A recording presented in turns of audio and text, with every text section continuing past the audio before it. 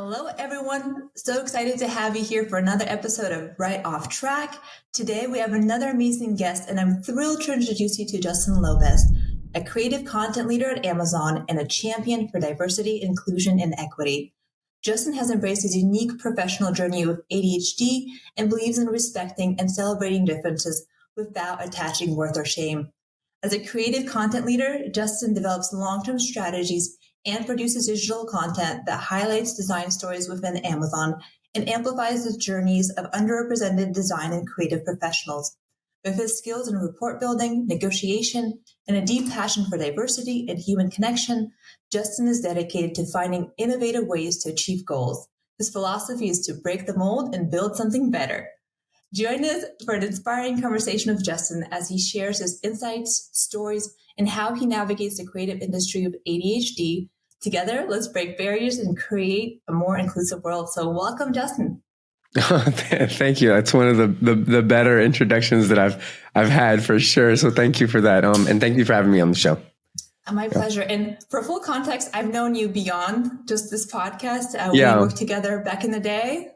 Yeah, we did. Yeah, we spent time together over at it's Meta now, right? It's Meta. It's Meta now. So that's the thing.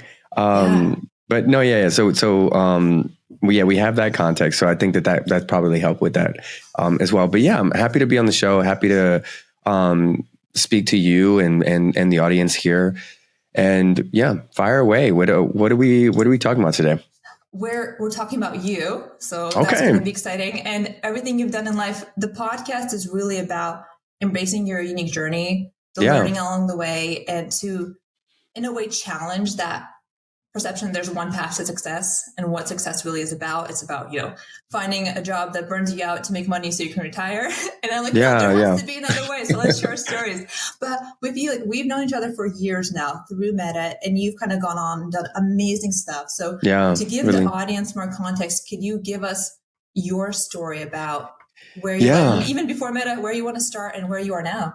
Yeah, interesting. So yeah, my journey was really interesting, and I think that and as you mentioned, and it's something that I don't publicize necessarily, but it's not something that I keep a secret. That I've had ADHD since I was about 7 or 8 years old, and my journey really is kind of like a testament to that when I think about it, when I really break it down. And what it looked like is, we met at Meta. But before that, I grew up on the East Coast. So I was actually born on the West Coast, grew up on the East Coast, left when I was like 5 years old. And I'll speed through some of the earlier stuff, right? Went to school on the East Coast and then jumped into the job market. At this point, I didn't really know what I wanted to do. And I think that a lot of people can probably relate to that. I was like, I went to school, did all of the things that you're supposed to do, checked all of the boxes that you're supposed to check. Where's my, $1 million contract? like where is it? I thought that this is how it worked. I never really read the fine print. So I ended up taking, just a random job, right? Because I wasn't really making money, but I owed money to people. So I was like, okay, well, now I have to do things. And that's a lot of the journey of my early career was really a lot of that, a lot of doing things out of necessity. So like taking jobs out of necessity, not really negotiating, not really doing much as far as like fighting for me or advocating for me, which is something like it's a theme in my early career. So I started in sales, moved into business development, moved into then recruiting, which is where we met, shifted from there. And these are all companies, right? I can talk about the company so people can understand what the story, like the gravity of the story. It's, I started at AT&T in sales, moved over, and at every one of these places, I'm jumping not just from a company and a role, but also a physical location, right? So like I'm consistently just changing my entire environment. And you're starting to see like where the ADHD starts to bleed in. It's like, I need to change. I need different things, all of the things. I can't focus. And like and we can debunk a lot of these things, by the way, that there's a lot of like commonplace, like nomenclature around what ADHD is and how it impacts people. And it is a spectrum. So it's not like, it's not a monolith and things like that. And we can talk about exactly what my experience was. But We'll jump into that a little bit later, but here I started at AT&T, moved over to Oracle in business development, moved over to Google in recruiting and HR, originally like shifting between the two in this kind of like hybrid role to try to figure out what I was good at. Then moved over to Amazon for a bit and came over to Seattle, which is where I currently live, in the Seattle area, and stayed there. I was still in the recruiting space, shifted over into more like market research or like talent research for Meta, which is where we met because I was like in sourcing. Then I moved over into talent research, whatever that meant, and then moved over. Then I decided at that point I was just like stacking my resume to all of these companies and didn't really know if I was actually any good at any of these things. I just realized that I was like falling into roles that had big names attached to them, that had big projects attached to them, sexy names, sexy projects. So it's like, am I actually any good at what I do? Am I actually any good at anything at all? So I decided, I got reached out to by a smaller company, and at the time, it was Cruise Automation. And at the time, it was not as big as it is now, right? And it was getting acquired at the time by GM. It's currently acquired by GM. So I said, you know what? I want to go to a smaller company and see if I can make an impact, see if I can really like do the things that I say I can do. And I joined their team in that same kind of talent space, right? And then I ended up realizing that I was so much more than that in that space. And this is kind of where it blossoms, because in that space, and for anyone that's listening that's been in the startup space, they can really relate to this, is you just join a startup. Like, you don't have a role at a startup. You just join a startup and then you just do things that need to be done. So that's kind of what happened. And surprisingly, while it was high stress, that was probably the happiest at that point in my life that I've been, because it was the first time where I wasn't fighting against, like the way my brain works, right? My brain naturally works in being able to piecemeal things, looking at different perspectives, looking at different problems all at the same time. But with giving them their own unique space to exist and be solved at the same time. And like that startup environment really gave me that runway to do that, to really understand there is a place for my puzzle piece that I was given when I was born, right? There's a place for that puzzle piece, and it's being a problem solver. And what it was is there wasn't any individual problem that intrigued me more than the other. It was the fact that there was something to be solved, and then I can learn the skill to address that problem. And then I started to look back at all of my career up to that point, and I was like, well, every like 2 years, every like 1 year, 2 years, 3 years, I'm just going into a completely different field, but somehow managing to still be successful, right? And then some people will say, especially with the buzzwords out there now, they're like, well, that's what ADHD people would do, right? They get really good at something, they get bored with it, and they move on. And I was like, okay, I'm not going to argue with that. That's kind of what happened. But I think what it told me beyond that was just like, it started to give me a glimpse of human capabilities, right? And truly like looking at that, I started seeing the people that I was surrounded with at any turn of my career and realizing like I was consistently surrounding myself with people that were consistently better than me in whatever they were doing. And then I was humble enough to like learn from them. And Cruise probably was the place where I did that with so many different people in so many different spaces, because like I said, nobody really got hired to do anything there. We were just hired at the startup, and then everyone was like, we have to solve all of these problems. And that's what that beautiful space really kind of reinvigorated my confidence in myself almost, right? To say, I actually am really good. I may have not always performed the way that people wanted me to perform in a very specific space, but maybe that's just not what my puzzle piece is, right? It's just not that was not what I was like, where my puzzle piece fits on the puzzle. And at that point, I was reached out to, by Amazon, which is where I currently am now. I'm back at Amazon. And they brought me back. They said, "Hey, do you want to come back?" And I came back to join a team, and it was a market research team. No, it was a research team, working in PhD and like graduate research. And historically, they were doing pretty poorly. And I came in and with this new perspective, and this is what was beautiful, right?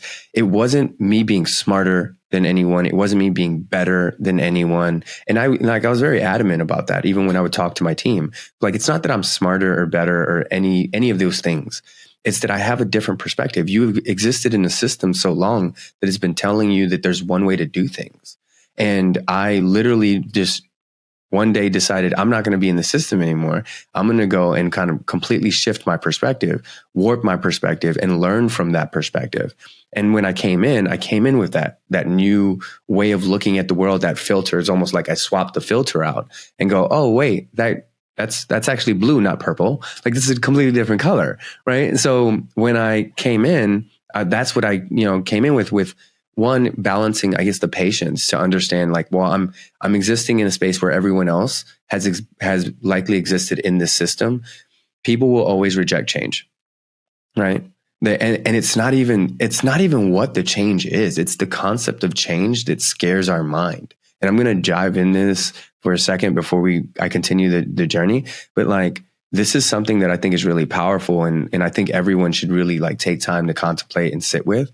Is that a lot of the time when we are being challenged, the challenge that we're facing is really just change.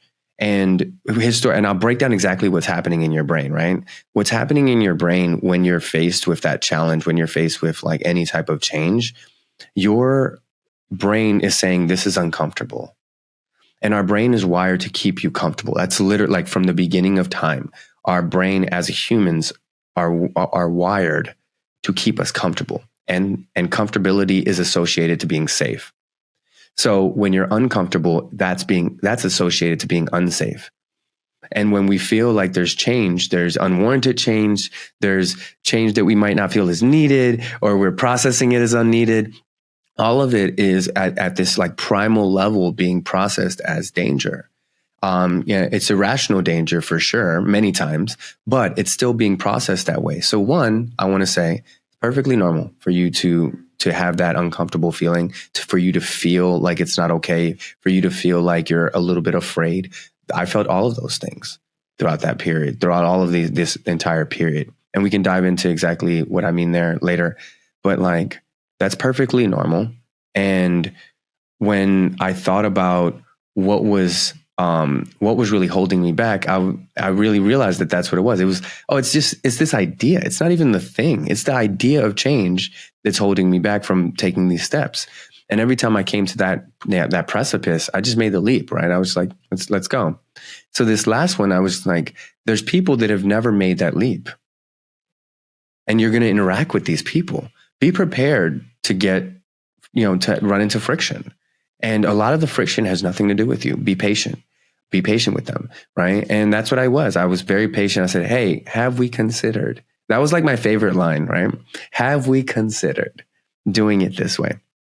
I understand that didn't work. Have we considered doing it this way?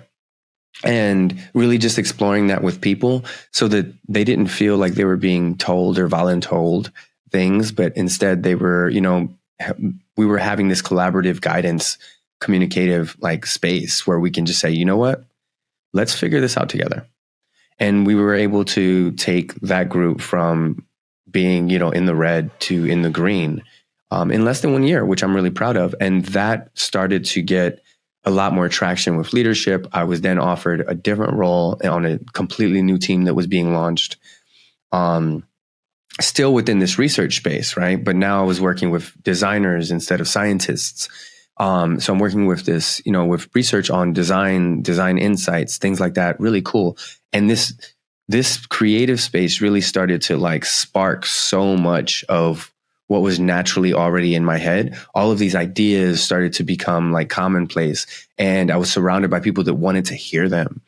And that from there, I would just like riff with people, riff with leaders, riff with different people in the community.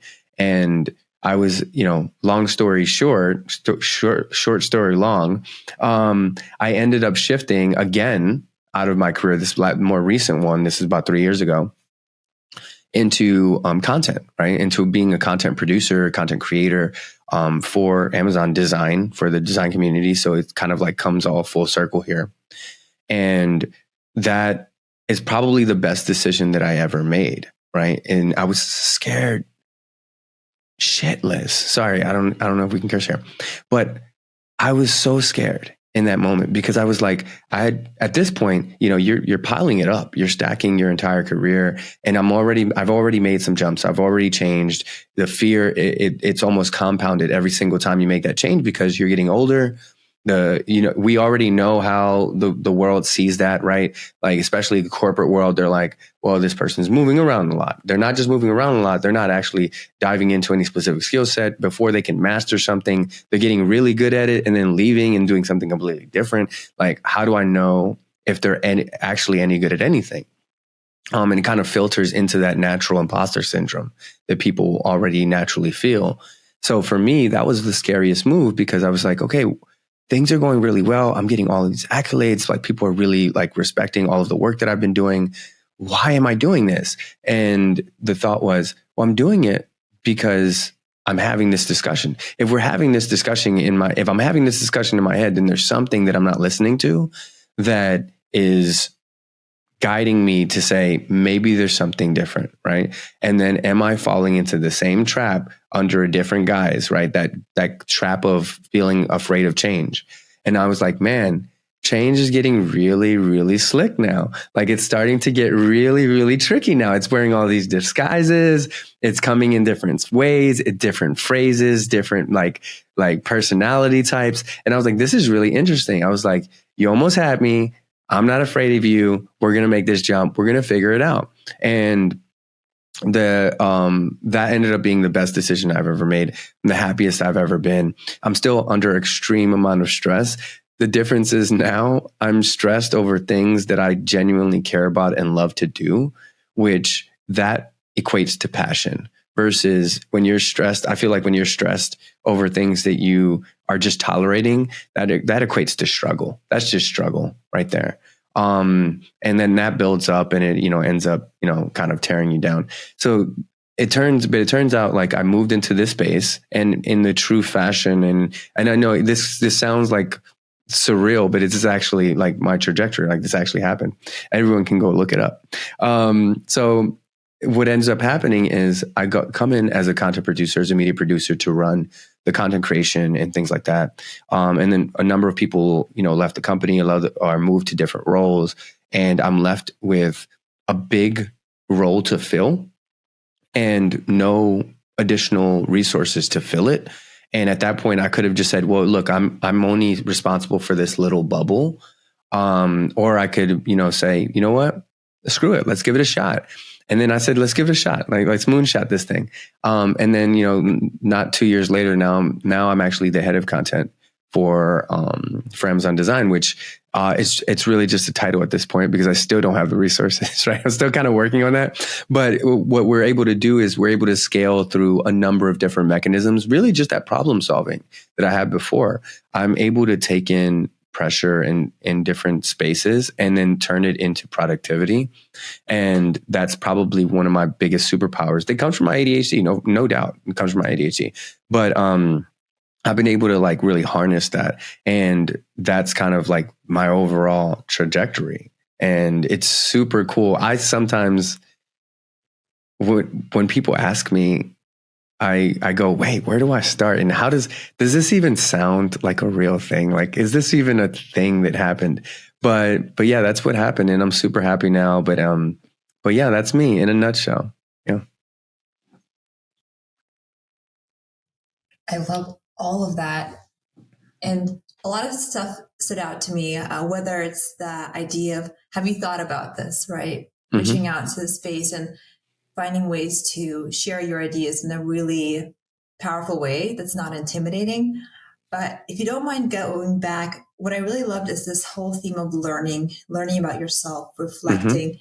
And that's a huge amount of work that you described very briefly. Mm-hmm. Could you dive a little bit more? Like, what was that process like? Were there any things that you cultivated as a practice that maybe can help others? Because I think that in itself is so powerful. I know for me, like, to me, learning seemed like something that's, well, you do, especially in school. We're like, oh, we do learning. And then we become adults and like, we have this one job and that's pretty much it. We forget about it. But Yeah, I yeah. discovered when working at Meta, I decided to go get my MBA, get my MS. And doing that, like, it sucked. A lot of times it sucked, right? But I realized that when you struggle, you learn something new. It's not even about that particular struggle, but it equips you with that resilience to say, to your point, like, it's going to come back, but I feel more prepared. And that makes me feel more confident about a bigger challenge that I'm going to embrace ahead. So I Yeah. would love to hear about what has your journey been like and what have you learned? Yeah, for sure. I skipped a whole part about that, so we can go back and talk about it. I think what's interesting is, and I want to be very clear that there's multiple ways to do this, right? And I'll describe because I went about it a number of ways, right? Throughout that entire journey that I described, I actually went back and got 2 additional degrees, right? Like I went back and got a master's degree in organizational psychology and development, human development, and then I just recently finished a specialization out of the University of Washington in content development and storytelling. So when I say that, I don't say that in a way to say like if you want to continue to grow, you have to continue to go to school. I don't think that that's necessary. I came to that conclusion based on a number of factors. First, you have a lot of books behind you, right? For me, it was just reading. It was reading, learning from other people. People hide. I learned this. In the history of humanity, all of the secrets that you probably need are hidden in these things called books. And if you open up the books and you read them, you can unlock so many things about yourself, about human potential, about human nature. And you can really just kind of, it fosters that creative space for me, right? To just understand how other people think.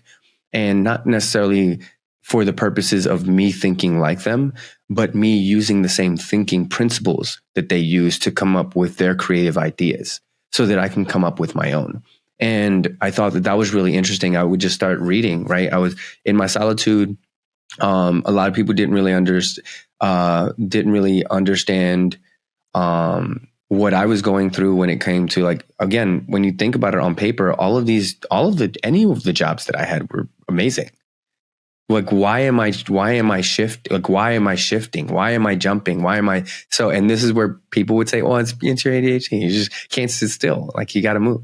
And I'm like, well, you know what it was? It wasn't that I couldn't sit still. It was that I wasn't finding the one thing that was really important. I was checking a lot of boxes, but there was a big box that I wasn't checking.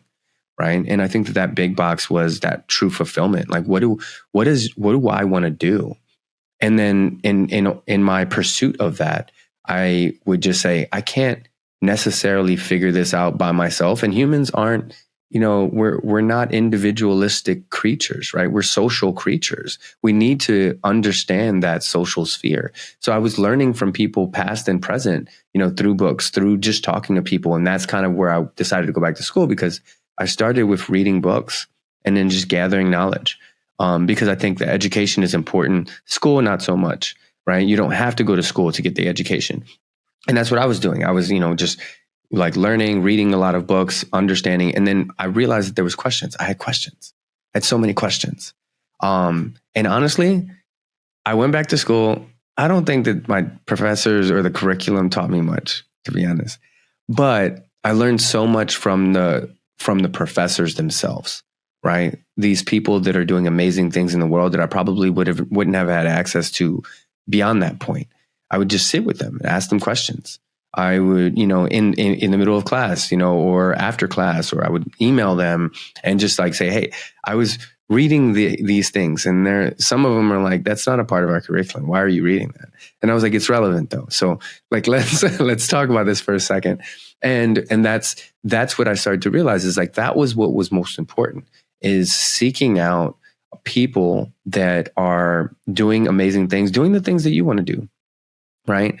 Or the things that you don't know if you want to do. And then go learn from these people. Humble yourself to learn from these people. Even if they're wrong, who cares? Right? Like, I think that the difference, what is the phrase, the difference between a master and an amateur is a master has failed more times than an amateur has tried. And I think that embedded in that statement is this idea of ego, right? When you have an ego around everything you do, you don't want to look stupid, or you don't want to be seen as dumb, or you don't want to be seen as trying too hard, right? You're limiting yourself, and your limiting self-beliefs are literally what's stopping you from being whatever version of you really need to be in order to be fulfilled and check what I call the big box in your life, right? Instead of checking a bunch of these little boxes, and convincing yourself it's enough. It's never going to be enough.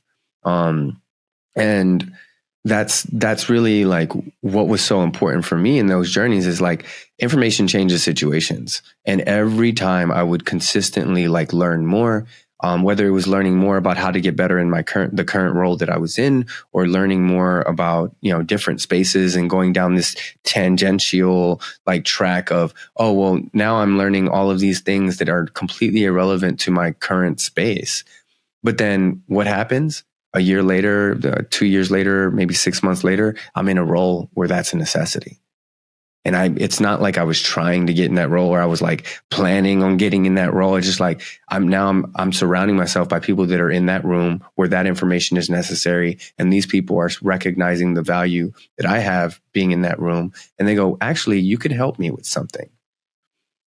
And that's literally where my trajectory was taking me, is like, you just continue to learn, continue to like fill your cup with the things that are relevant, the things that are necessary. Empty the things that are not, if they're not. And that's fine. Stop feeling like you have to hold on to all of the pieces. You don't. And honestly, your brain can't handle it anyway, not your conscious brain anyway. So it's like, let it go. And I think that's where another part of like my superpower in having ADHD is like, I'm really good at letting shit go. Like, I'm really good at just like, what was that? What were we talking about just now? Like, I'm really good at that. And at first I was really like insecure about it. When I was younger, I was really insecure about it because people would make me feel dumb about it. Like, what do you mean you forgot this? Or what do you mean you didn't realize that? I was like, well, I didn't register it as important. And you can't say that all the time, right? Because then, people take it personally. People make it about them. But for me, once I realized that it doesn't matter how people view you, like it really doesn't. Because every single human that you ever come in contact with, and this is a massive amount, y'all, listen in on this one. Every single human that you come in contact with has a version of you, a snapshot of you in their head. And it's not congruent to any other human. They might be similar. Sometimes they might be similar, but it's not congruent. So for you to cater your personality based on how other people think, or worry about what other people think, it's such a brutal way to live your life. Instead, I was just like, you know what? I got to let that go. Like, I'm going to start to be very honest. And, I'm learning things and I'm letting things go, and I'm okay with letting things go, right? I let go of the complex that I had around letting things go. And then once I did that, it was like super simple to go, in order for me to get relevant skills in the things that I really want to do, sometimes it means emptying the plate that you have in front of you, right? And I was okay with that. And that's kind of where I got like where it came. And that came from the learning, right? It was like, as I was learning new things, I was like, you know what, the thing that I learned last year, I don't think it's that important. I'll have it there in the back of my mind somewhere, but I don't need to hold on to it right here anymore. It's not as relevant anymore.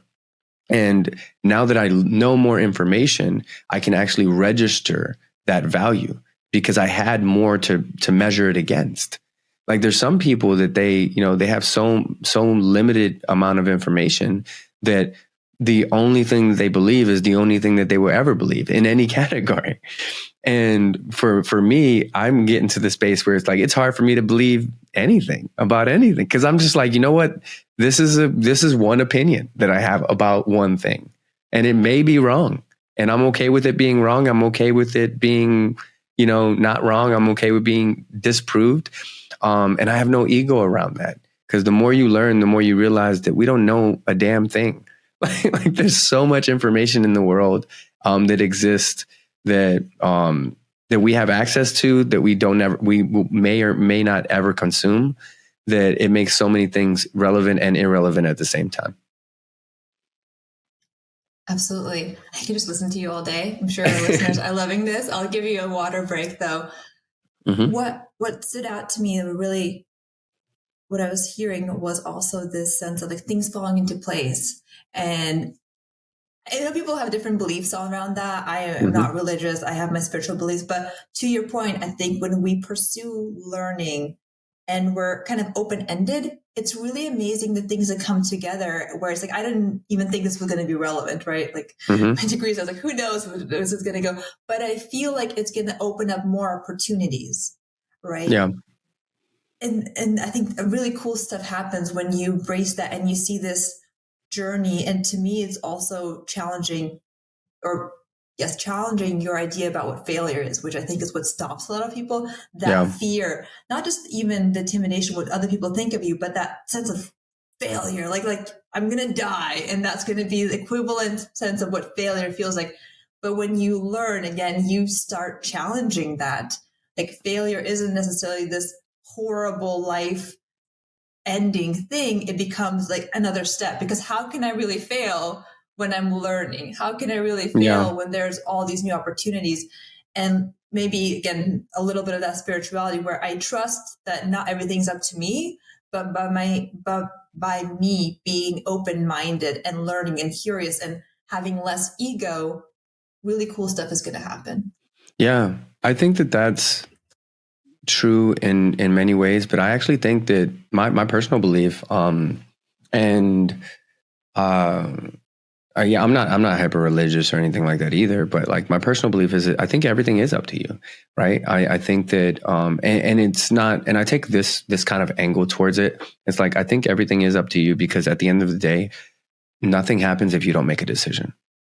And that's something that is paralyzing to so many people, is they've never made the decision. And I'll tell you one thing, that is one of the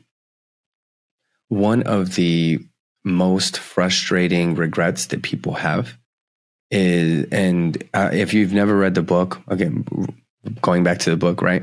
There's a book called the five top regrets of dying people. And I forget the author, but I've read this book, and I reread it every now and then, and it's really amazing. The number one regret was not having the courage to live a life true to yourself, right? And how do we do that? How do we do that is we dare to make the decision. A lot of people will not make the decision that they know they need to make, and it doesn't need to be the right decision. They might not know it's the right decision, but they know they need to make a decision, but they won't make it, because if they don't make the decision, they're not responsible for the consequence. At least that's what they think. Right? They think, oh, if I don't make a decision, I'm not responsible for the consequence. No, you're responsible for the consequence regardless, because not making a decision is a decision in and of itself. So it's like, dare to dream, like dare to do that. But you're right, 100%. The more I learned, and the more I failed, right? The more I tried to pretend like I wasn't failing, the more I felt like a failure, right? And the version of me that existed out in the world was lying to the version of me that existed at home. And that was the biggest failure for me. And if I'm being 100% honest, right? Like I'm smiling, I'm smart, I'm capable, I'm all of these things out in the world for all of these people. And I come back and I don't know what I represent to myself. I don't know what I actually am, right? When am I actually taking the suit off? When am I taking the mask off? What's the real mask? Is the real mask the person sitting at home or the one out in the world? And when I brought those two people together to have this conversation with each other and go, you know what? I don't want to be this person anymore, right? I don't want to be this person that kind of split brains it all the time. I want to be the holistic version of me.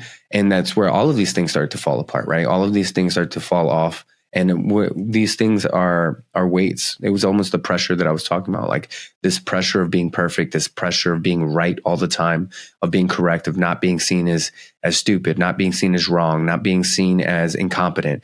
I was like, no, screw that. like I'm going to get way better by failing, right? One of my core beliefs is in order to be perfect, right? And we'll never be perfect. Let me start with that. But in order to be perfect, you need to minimize, or to strive closer to perfection, you need to minimize your failures, right? And in order to minimize your failures, here's the ticker right here, you have to maximize your failures. And people aren't ready to do that, right? Because in maximizing your failures and learning the lesson from those failures, then you minimize the amount of times that you will fail in that space. And when you do that, you maximize your chance for success. You maximize your chance for getting closer to whatever perfection looks like in your specific field. And that's something that I think is really important. We ignore a lot, but I think it's so important for us to really hone in on that and be okay with the idea of failure. People are so afraid of it because of what we've been taught our whole life. And no doubt it starts when we're children, right? It's like, do it right, do it the right way. And it's like, how am I ever supposed to learn that?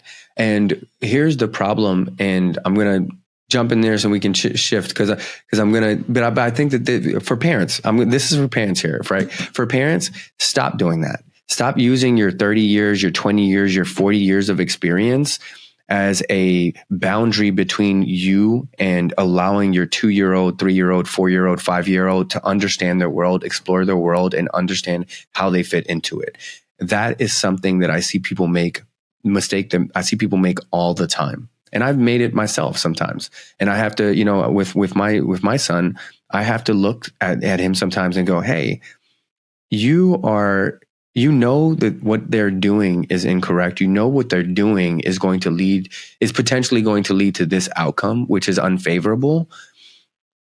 But but in stopping them from doing it and stopping them from reaching that outcome, you're also stopping them from being that little scientist, from being that little explorer, from understanding the lesson, understanding the pros and cons of action, reaction, and response and consequence. You're depriving them of that vital life lesson that you got to learn. And I'm not saying that it's malicious, because I don't think it's malicious. I think a lot of times it is benevolent, right? You're trying to help, but in helping, you're actually hurting, because you put that in a time machine and you fast forward and you wonder why you have a bunch of adults now in their 30s, 40s that have imposter syndrome about everything that they do. They don't feel confident in anything that they do, no matter how right they may be or how many times they've been right, because they never understood that fundamental lesson of being able to explore their world, make mistakes, allow children to do dangerous things carefully so that they can learn the mistakes, right? Don't let them fall off a cliff, but allow them to understand that there's consequences to the things that happen, and sit with them. Because if you are frustrated at a child for not being able to learn how to ride a bike the first time they've ever been on the bike, and you've mastered it, right? You're the wrong one in that scenario. You're the incorrect one in that scenario. And sorry if I'm the first person to tell you that. I've heard somebody put it as get on their level, right? Yeah. And I think that's powerful for kids and also just people in general. We have these expectations of others, of perfection, which is very unrealistic. Sure, it's a goal, but especially people we don't know. And that's why I'm always kind of scared of this idea of celebrity, because we like to judge people unrealistically of how they should be, or people we don't know a lot about what's happening in their lives, or parents or moms, whatever, about how they should be without knowing their full story. And so it's important just in life to step back and be like, well, how would you want people to treat you? Yeah. Right? When you're struggling, when you're having a hard day, do you want them to see you as this perfect person who has to be perfect all the time, which is impossible? Or do you want them to have compassion for you? Mm-hmm. I have a hard time with that with my husband from the East Coast who's driving. He's an angry driver, and I love him very much. I was like, well, when you go and you miss that stoplight, you're like, oh, I wish somebody would just, it was an off moment. But when somebody else does it, you're like, oh, you, yeah. Right? So the same thing in life. Like, let's have more compassion for parents and for children, and get on their level and try to see that humanity in these experiences, because we all want to learn from them. We want to all be better. We want to be understood and be happy. And I think that resonates with the kids too. Like get on their level and see where they're at and what they're trying to do, and the beauty of that experience too. I think that that's really valuable. I mean, when I think about it, the golden rule, I think is really valuable when you think about, treat people the way you want to be treated. I think that that's something that's it's timeless. It's always going to be true. I actually sat with it and thought a couple years back, and I was like, actually, what if you're a person that's self-deprecating? What if you're like, I always look at I'm always like not a contrarian, but like I'm a person that likes to play devil's advocate or red team, blue team, depending on your philosophy, just to explore different things. And it goes back to the learning thing that we were talking about. Is like, how do we challenge the belief systems that we have? So when people go, the golden rule, and I was like, it's the golden rule. Is there a way for the golden rule to be incorrect? And this is literally how my brain works. I'm just like, and I'm not trying to disprove it. I'm just trying to understand it at a deeper level. And I was like, well, what if the golden rule is applied to someone that is self-deprecating, so if you say, how would you want to be treated? Well, if I'm a person that doesn't love myself, then I have a low standard for how I'm willing to accept being treated, so that I'm going to go out in the world and treat people not so well. Right.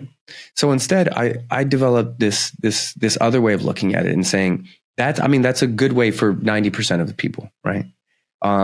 Actually, maybe not. Maybe it's the opposite. Maybe it's only good for 10% of the people that really, really love themselves.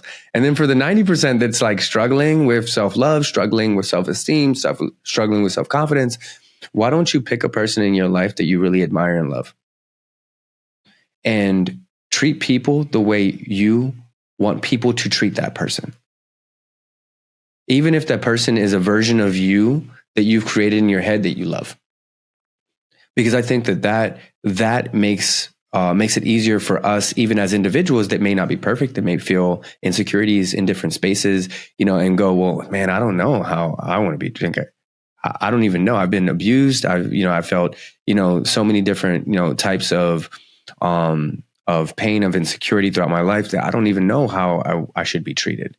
So instead, when you look at someone that you admire, that you respect, it could be your child. It could be your mother. It could be, a celebrity. It could be someone that you've met, or again, somebody that could be your imaginary friend. I don't care. It's someone that you really care about, that you admire. How would you want the world to treat that person? And go out in the world and demand that for yourself and from yourself. And that's how I think we become better, right? That's how I became a lot better at interacting, because I was like, man, I've struggled with my own issues. So how do I become a better person? Well, okay. My mother is someone that I absolutely love. I adore. She's the sweetest person, the most pure person I've ever met in my life. And I go, how do I want the world to treat my mother? And am I treating the world that way? No. Am I allowing the world to treat me that way? Or am I demanding that the world treat me that way? No. Better yourself, correct yourself. And I think that's where if you knew better, you do better scenario, right? And I was like, oh, now I know better, right? Now this is a better way for me to look at it. So that's one little gem that I think, it could add perspective. I think the golden rule is great. I don't want to, throw it away, but I think that this is another way to look at it that could help a lot of, listeners for sure. And can I add to that? I love your different perspective on things, and I hope people resonate with that approach. I started writing a book recently and thinking about my life and the low points, and it made me reflect, like there was a point in time where I didn't even want to look in the mirror at myself, right? Just not feeling good about who I am, like what is my worth? And it's hard to even relate to say, like, well, how did I get here? I'm talking to you, doing something, I don't feel that way at all. And if I reflect on it, just maybe to add a different perspective, for me, it was important to realize that my thoughts are not me. And what I mean by that is sometimes in your head, you have all these thoughts and you think, well, because I'm thinking something crazy, that means I am dark, crazy. That limiting thought is actually me. Yeah. And it's not. And I know it may be sounding weird to say that, but it's not. Like, we can't control our thoughts. Like, even if I tell you, don't think about an elephant, like, what are you thinking about, right? But our thoughts, A zebra. Oh, cool. You're a zebra. Love it. But our thoughts are like clouds. And if we learn to have the space and say, like, even when our thoughts are not nice, just like, I can't really control them to full degree. And if you can, amazing. But most of us, and myself included, it gave me that perspective and compassion and ability to reflect, to separate, like, even the thoughts in my head that are limiting, they're not facts. They're not really me. Even on dark days and depressed days, that's not what I'm all about. And it gave me that enough of the space between those thoughts in my head that I thought, well, that's me. Like, that's what I'm all about, is those thoughts, to say, no, like, I can challenge that. I can create space between that. I can reflect, like, sure, even now I can have crazy dark thoughts and still say, like, well, I can feel that and I can let it go and have a very different way to process my life and see myself. So if that's helpful, I just want to share something that helped me. No, it is. No, I think it is really helpful, right? When you think about it that way. And I completely agree. It doesn't sound weird at all. Like, yeah, I think your thoughts, you really can't, right? Like, you can't control what comes in and out of your head. I think that what's important, though, is to take time to explore why you're thinking these things. And this is one exercise that I like to take people through sometimes. Because when I was studying, organizational development and organizational and human development, my main focus of my research was like emotional intelligence-based research, and SEL and things like that. And one of the things that I, really wanted to hone in on all the time is like, all of it's just data. It's data. Your thoughts are data. Your emotions are data. Your feelings are data. Like, things no different than literally the analytics that you pull from a website of how many views, how many listens does this podcast get, right? You use that data because it's informative, but you try to ignore the other relevant data in your life. And then you wonder why you're out of sync. It's because you're only using one form of information to try to inform your entire life. And you, like I said, and you wonder why you're completely screwed up, right? So it's like, but instead, if you just slow down and go, no, I'm feeling, and I'm not gonna jump into all of my research right now, but like, when all of your emotions there's a reason for them. They developed for a reason. Anxiety, anxiousness, nervousness, sadness, anger. I'm specifically calling out the ones that we consider negative or, not efficient. They all serve a very, very specific purpose. And I encourage all the listeners to really go check that out. Like, go look that up. You don't have to read all of the research papers. Just go look up, the reason for emotions. Just type that into Google or whatever your search engine is. And you'll start to learn a lot. If you spend 30 minutes just searching that, you'll find out a lot more about what's happening inside your own body. And then I think you'll be kinder to yourself when you think about it that way. And it's the same thing with your thoughts. When you're having these thoughts, I'm not good enough. I'm not smart enough. I'm not all of these things. One, maybe it's true. Let's assume, right? Like, no, I want to explore this. Maybe it's true. Maybe you're not good enough, right? That's okay for right now. Like, and this is the thing. This is where I developed, right? Because at first I would be self-deprecating in that way too, right? And then I developed this, what if it's true? What if this is me being brutally honest with myself, where nobody else is being brutally honest? Everyone else is like, no, you can do it. It's okay. Like, you're not out of shape. You're not dumb. You're not all these things. Like, maybe you are. Maybe you don't know anything about this. Technically, you're dumb, in that space, right? Maybe you are out of shape. Maybe you are, failing in all these spaces. That's true right now. It doesn't have to be true for your life, though, right? Because you're still living, you're still breathing, you're still actively pursuing your life. So you can change that at any point. And that's the thing that made it easier for me to digest that, like, kind of brutal honesty. And the reason why I really advocate for that brutal honesty and not like trying to dispel it away is because we only have the capacity as humans. We only have the capacity to be honest with the world to the capacity that we're honest with ourselves. So if we're constantly dispelling all of the truth that's happening in our world, no matter how cruel it may sound. And yeah, you can package it differently if you want, whatever. But if you can't take the honesty, then you will never be able to be honest with the world. The same thing for everything else, right? If you don't love yourself, you'll never be able to love the world. If you're not honest with yourself, you can't be honest with other people. And that's why for me, I was just like, what if it's true? What if I'm not good enough? And that has been, that's been things that go through my mind when I go through this imposter syndrome. I go, I'm not good enough to do this. I'm not smart enough. I don't have the knowledge to solve this problem. Okay. Like if I'm lying to myself and I go, no, you do. And then I go into the board meeting and they ask me a question and I have no answer. Right? So it's like, no, you don't have the knowledge to solve this problem right now. Don't let that be true tomorrow. Don't let that be true, 3 days from now. And that, again, circling back to the theme, it's about learning. Like you learning, like be okay with where you are right now. Just being that, it's a snapshot in time. Same thing we talked about. Remember, I was like, there's a version of you that exists in every single person that you meet. It's a snapshot. There's a person in the world that thinks I know nothing about content. There's probably a person in the world that met me when I knew nothing about strategy, about execution, about production, about development. And they're probably like, this guy does what?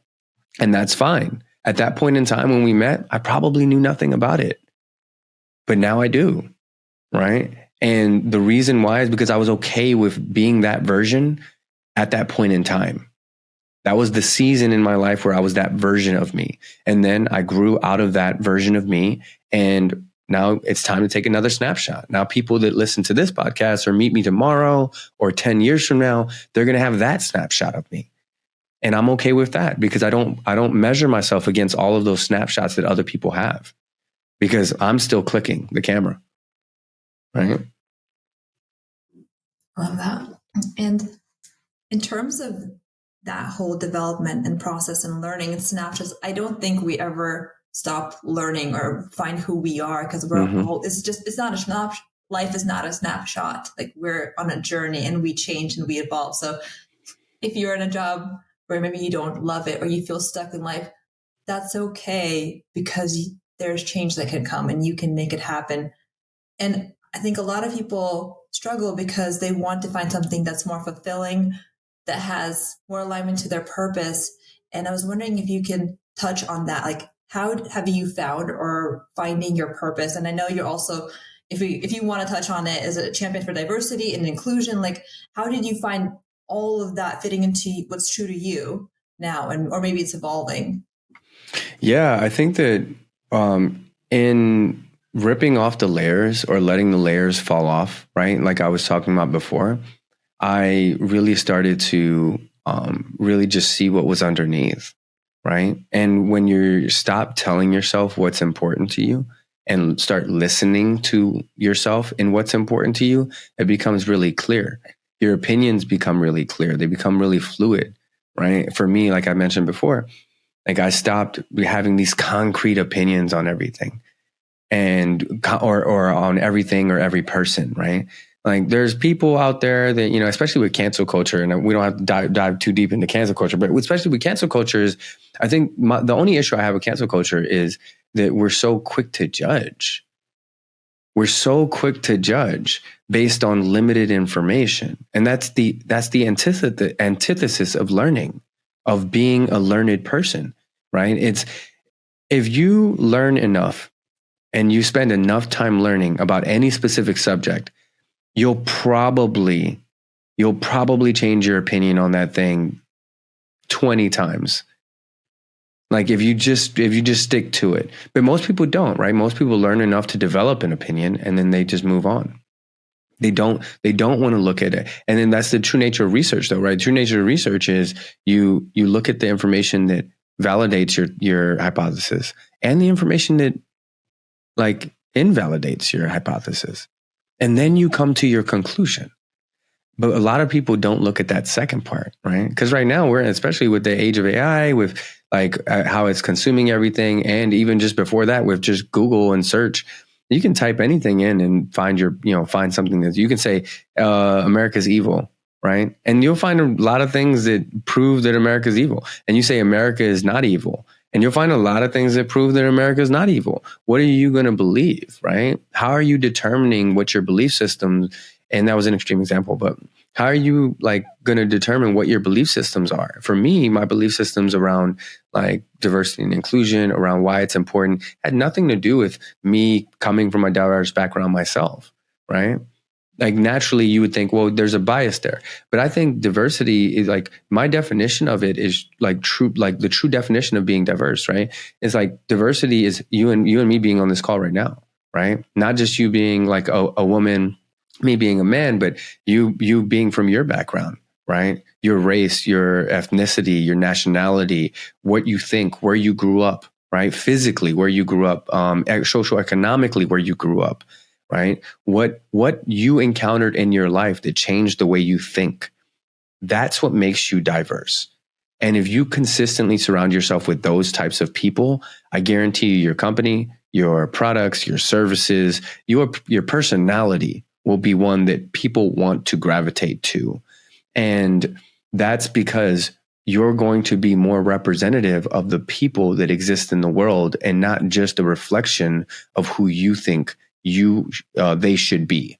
And I think that that's the problem, right? A lot of people, when they don't really follow it, when they do, we're not going to talk about this whole affirmative action thing that just happened, but like when we don't follow these kinds of things, or when we're, opponents of things just because we feel like we should, or we have limited information, we don't understand context, we tend to do that, right? We tend to just push things away because ding, ding, ding, ding, ding, because change is uncomfortable. And that's all that it is, right? Like change, like that's all it is. And we're falling into the same trap, with a different disguise every single time. So for me, once I started to like take off the layers that felt too heavy for me, and I really just kind of saw the raw version of myself, I literally just had that internal conversation with myself, that, introspective conversation of what is important to you?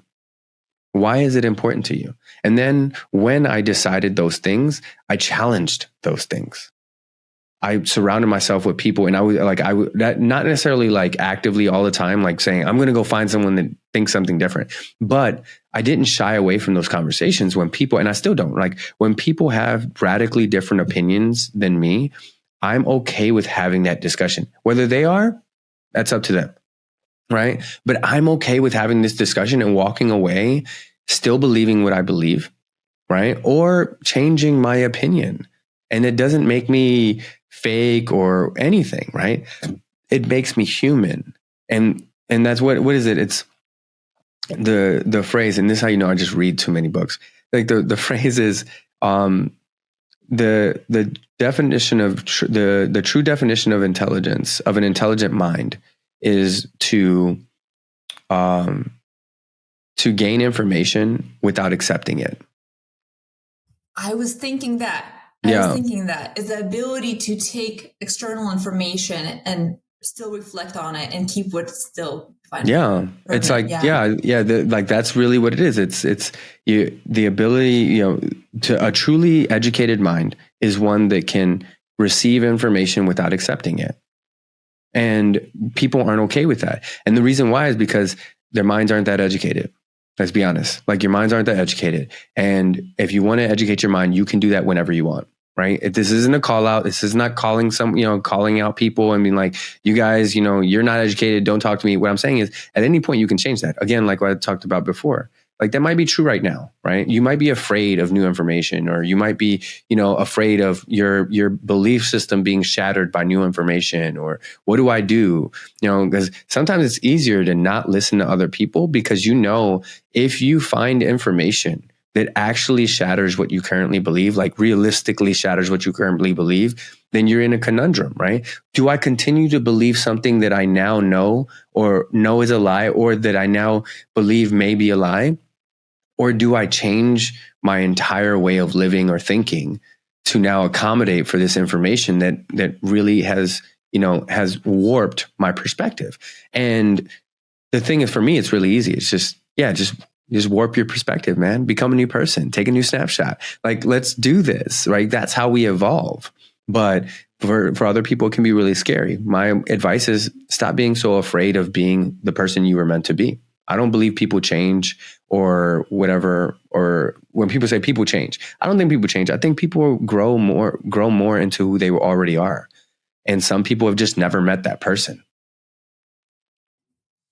To add to that, it was funny. I was thinking exactly the same quote as you said it. So I was like, oh my gosh, we're completely in sync.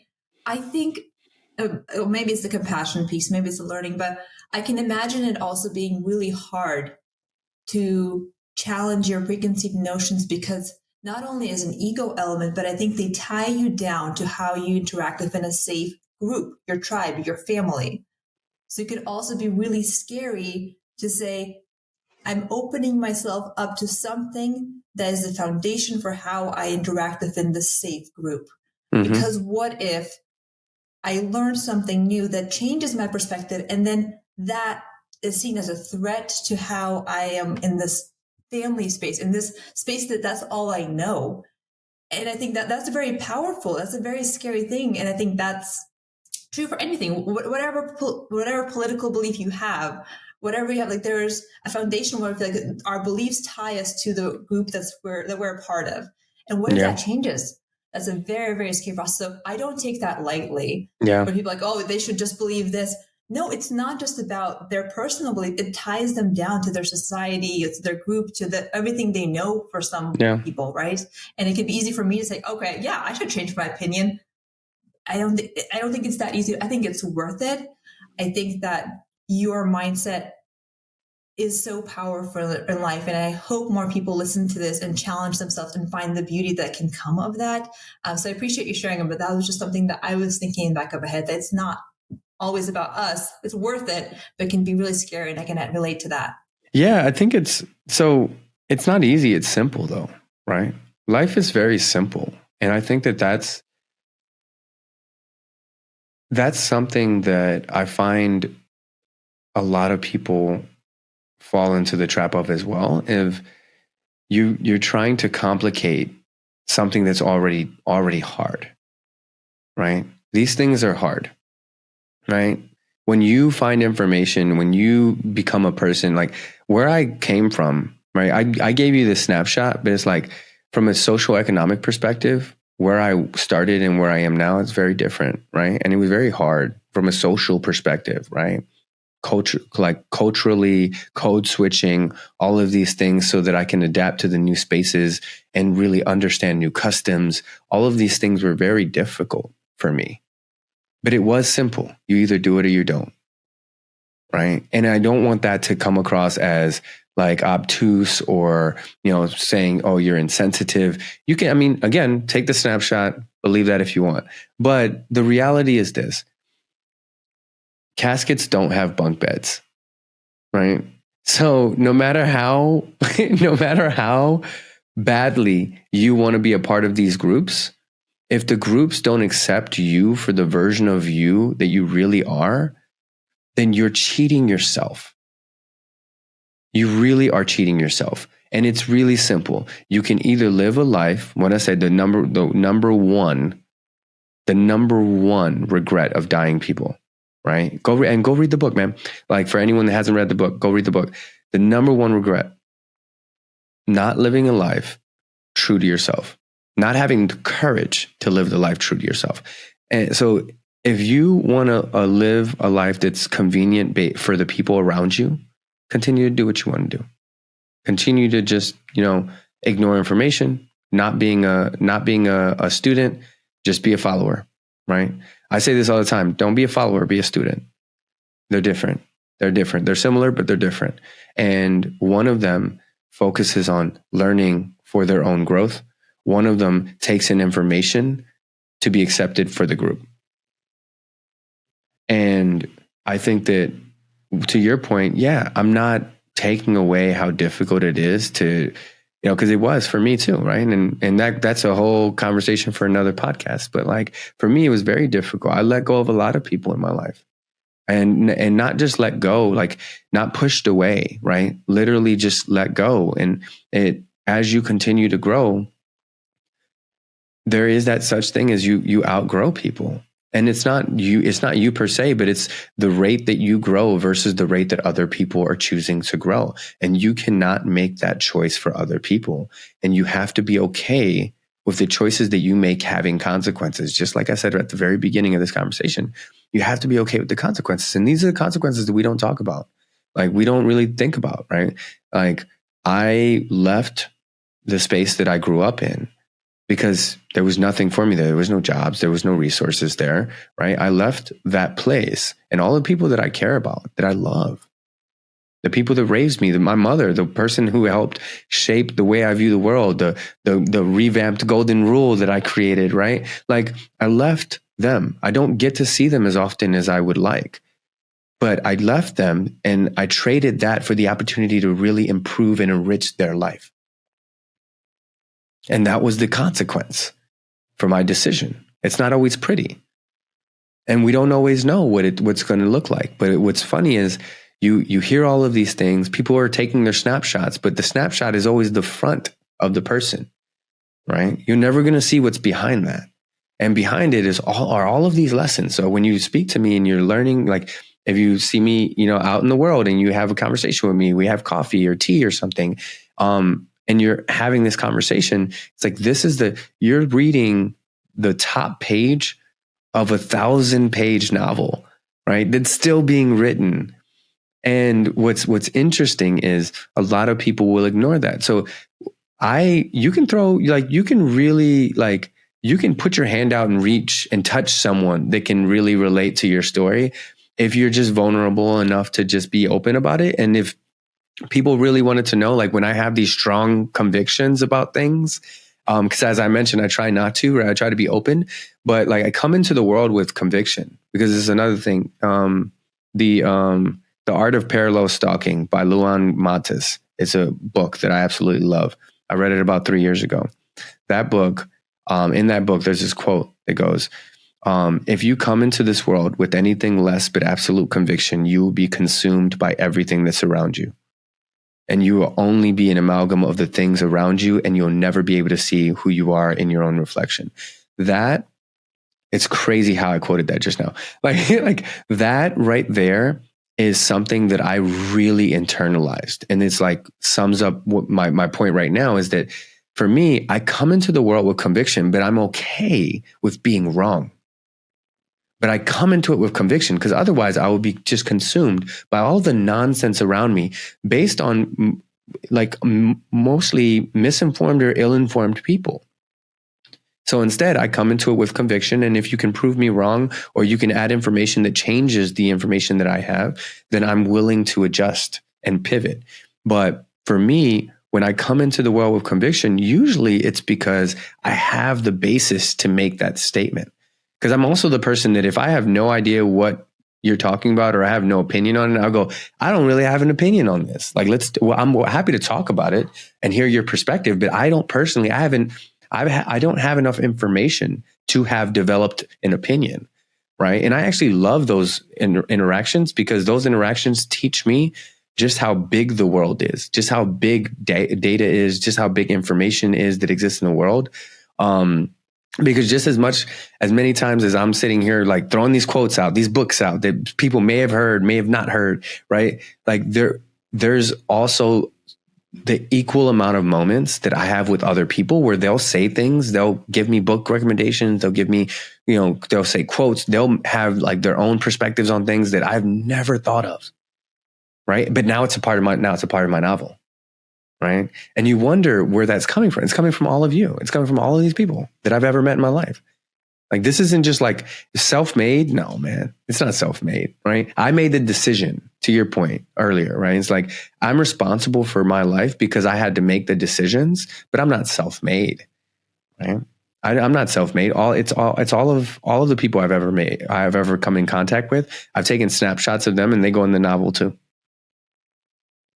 I'm looking time. Do you have a time for one more question? Yeah, sure. Okay. On the topic of people, I think that, to your point, we don't get to where we are alone. And especially as we're finding our purpose, as we're learning, amazing people come along the way. for me, this has been super true, especially as I've done this entrepreneurial journey very, very, very early on to it. But I found that when I started sharing my vision, however imperfect, however early on it is, people came into life that I would have never connected with before. Like this discussion would have not happened. And it's been blowing my mind just because I was like, hey, I see this vision. I think I can help this way.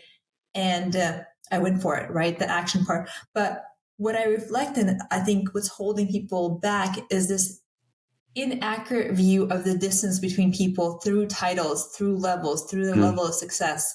Yeah. And I think what helps me is A, I'm crazy, but B, Yeah. I just go for it. Like, Yeah. if somebody doesn't reply to me, I'm like, oh no, like sure, I'm a little bit bummed, but I'm like, okay, there's another person who has a really cool experience that does want to work with me. So can you share your wisdom on this topic of connecting with people, seeing beyond the bullshit of like, you're this person with this money, of this title, and that's who you are. I'm like, no, you're still a human being. For sure. We'd love to hear or maybe not, right? Maybe that. they're an alien. You never know. So no. I have a number of perspectives on this, but it's a great question. I'll take it from two perspectives. One from the person that has the title and from the person that has the question.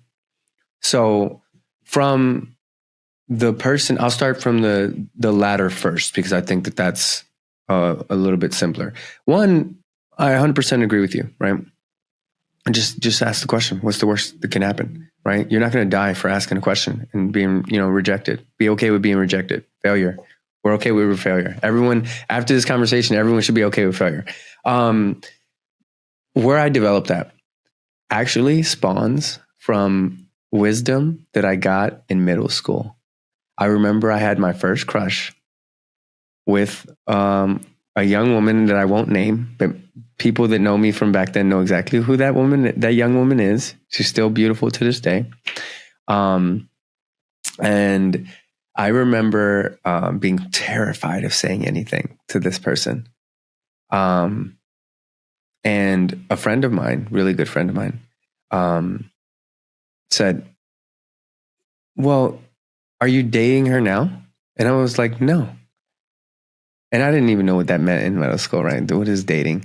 But I go, no, of course not. He goes, okay, well, if you're not dating her now, then if you ask her out and she says no, then you're exactly where you already are. So you're afraid of where you already are?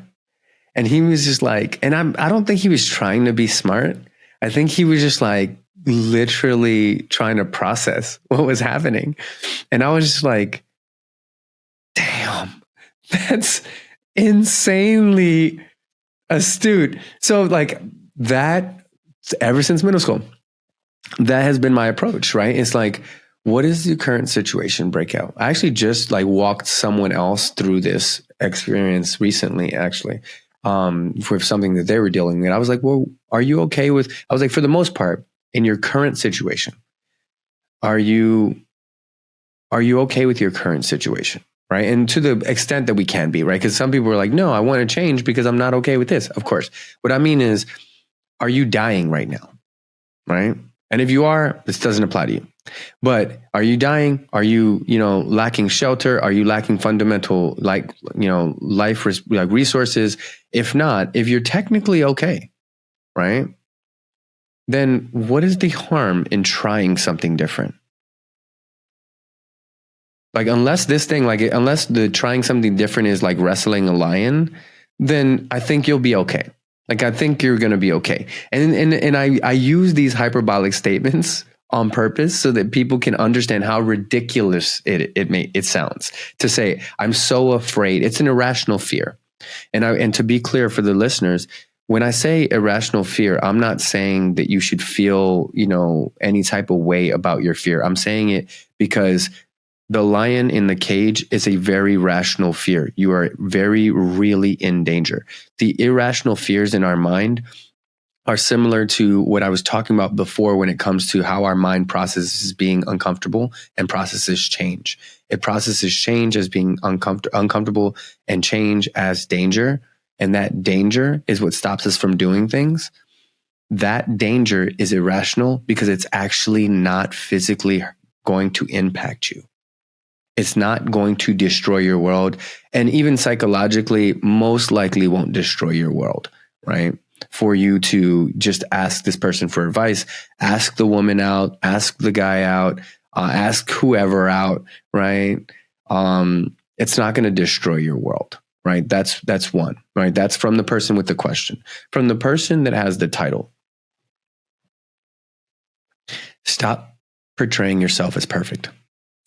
I think that this is something that I had to really, and this is why I love having, I'm always open to having these types of real talk discussions with anyone, like not just on podcasts, but like, walk up to me, man. If you have a question, shoot me a message on LinkedIn.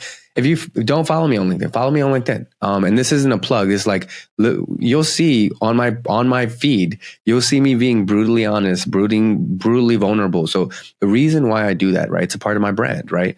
The reason why I do that is because I realized that as I was growing, and a lot of people, until I have kind of discussions like this, and we still didn't really get into it, but like a lot of people have no idea where I started, right? They have no idea how close we are to each other.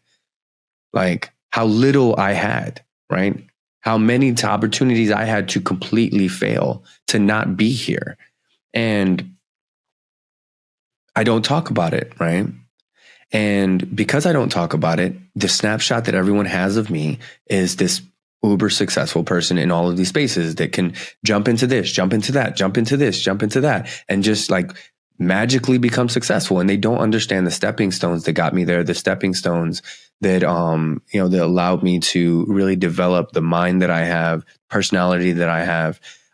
They don't understand the failures. And what that ends up being is, for the people that have the title, it ends up being a lot of people with questions that are consistently afraid to, to bring you down from your pedestal, because they are looking at their bloopers against your highlight reel. And when you look at people's bloopers against another person's highlight reel, you will always find yourself lacking. You will always find yourself insecure. You will always find yourself like you should not even be in the same universe as this other person. Why do we exist in the same world? Right? So like, instead, be vulnerable. Be okay with not being perfect, because in doing so, you enable other people to see how their version of themselves could become your version of themselves. Because your version of yourself, especially for the people that have a great personality and are successful, because some people are just shitty and successful, and most of the time they were just given things, right? And success is determined differently, right? When I say success, I mean holistically, right? Not just having money and titles. It's, are you a happy person? Like, and not just like happy is like I can smile all the time, right? Because some of those people are depressed. What I'm saying is like, do you have a positive outlook? Do you give back? Are you fulfilled in your life? Like in every aspect of your life, when it comes to like your relationships, when it comes to your work, when it comes to your personal passions, like those are successful people. Those people, none of them have gotten there without their trials. And for the people with questions, understand and internalize that everyone has had their trials, and some people are still going through them. Most of us are still going through them, right? They look different, they feel different, but they're the same. They're still trials. And that is the connecting fiber that brings us all together. And my challenge to people with the titles is be okay with showing that version of yourself, so that people can take you off the pedestal and you don't have to consistently be guided against your highlight reel.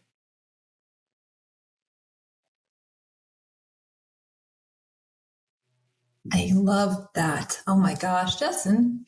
Wow. Yeah. Wow.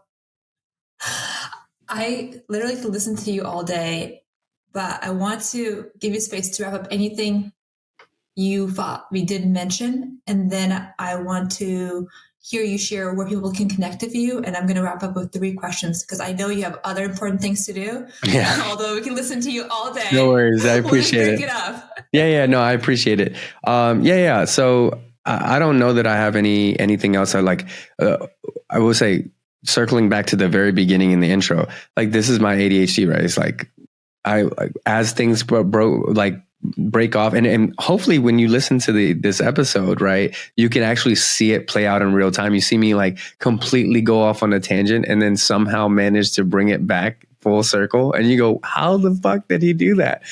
Like that's in real time it happening. And so like for me, I don't think that I missed anything, because I'm one of those people that, we continue to talk, more things are going to come up, and some of them are relevant, but remember all of the things I was talking about, like I'm okay with letting things go too. So it's like, I never feel like, oh, I missed it. It's like, no, it'll just, it's not in this chapter of the novel, right? Maybe the next chapter. But for, just kind of to recap, I think the things that I think are most important is, one, be kind to yourself. Everyone out there, be kind to yourself. Your journey is your journey. You're strong enough to live it. You're given this life because you're strong enough to live it. Whatever part of your journey you're in, it's a beautiful part. And you will look back at this current space and you will be happy that you continue to fight through whatever you're fighting through, because it is what makes your character beautiful at the end of the novel. So that's like the way I would summarize this, or everything that I said. You can connect with me on LinkedIn, and just Justin James Lopez. I'm usually pretty good at following up on that. You can, hit the follow button if you just want to see my post. If you want to actually connect with me, go ahead and hit the connect button. That's fine. On Instagram, I also am a professional photographer on the side, outside of my media and content for Amazon. So Concrete Photos is my Instagram. And that's pretty much it. I think you'll see a lot of my personality kind of flexed between those two. I love it. And to everybody listening, I feel like there were so many nuggets that I took away, so many good quotes, so many books to reference. So I would love to hear from you. What did you take away? Like, tag us in the conversation on LinkedIn or wherever you find it, whatever social media. Tag us with questions that you have for Justin. I'll be happy to convey them to him if he doesn't see them directly. But there's so much to take away here. And thank you for being with us a little bit longer in this episode, because I think it was so worth it. And so before we wrap up, I have 3 rapid fire questions and I will let you go. All right, let's do it. Okay. First one. Success to me is? Passion. Okay. One habit I try to do every day is? Self-reflection. Okay, last one, in a positive context. Going off track is? Trusting yourself. Love that. Well, Justin, you're incredible. This has been Thank you. Amazingly fun. I so appreciate you going off track with us today. Yeah, absolutely. Thank you for having me. My pleasure. Until next time, we should do this again. Yeah, absolutely. Okay. Thank you, everybody, for listening. Thank you for joining us right off track. And thank you for joining for future episodes. Until next time.